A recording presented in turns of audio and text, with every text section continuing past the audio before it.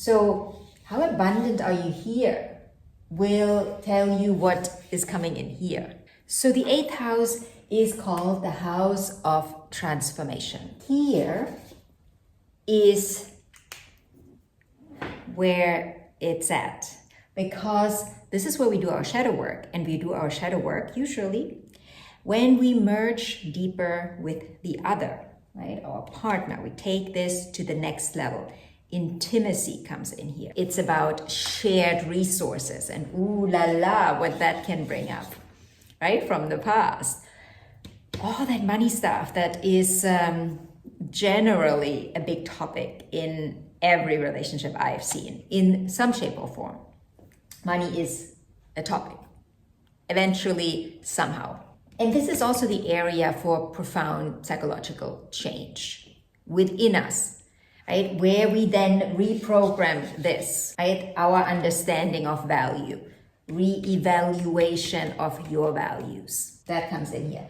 Now, this is an ongoing process. So again, everything is interconnected. It's not like this, and then this, and then this, and then, no, this is ongoing. You will do this ongoing in your life. Not every day, but ongoing.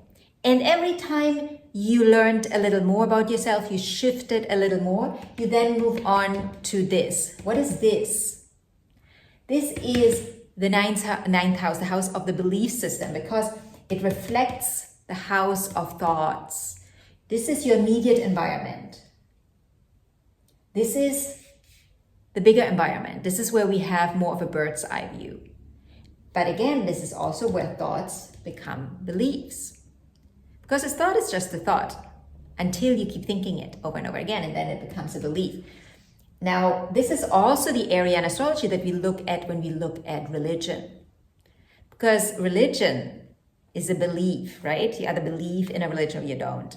It's not inherent.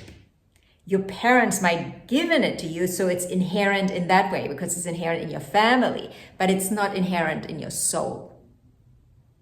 Right? Religion and spirituality can be connected because religion can be a form of spirituality, or let's just say it is a form of spirituality, but there's dogma around it. So it's not completely free. We are still in the realms of Saturn here. Right? This is the house of Jupiter. Jupiter is within the realms of Saturn. We're expanding, yes, we're expanding. This is also where we go and see the world, right? The big world. This is the small world where we grow up. Now this is the bigger world. But it's the bigger world in the matrix. We still haven't reached the 10th house, the pinnacle, right? This is still not, we're not accessing that yet fully. We haven't understood that fully. But so once we get here, right, we might go out into the world and we see, oh, wait, there are other ideas that people have, other beliefs. But again, you bring it back to you and you're like, okay, what do you learn from it? What is it that is expanding you here? And if nothing is expanding you, it's like the same with your relationship with you, like nothing is expanding you, it's just shrinking you, then it's also on you to get out of there, to get back to the expansion. Because while you're here, maybe something is holding you because you actually believe inside of you that you can't, it's not safe to expand more. That's why you stay where you stay, right? In a relationship that shrinks you. So we're doing all the belief system work here, right? And then we are reaching the pinnacle. The 10th house,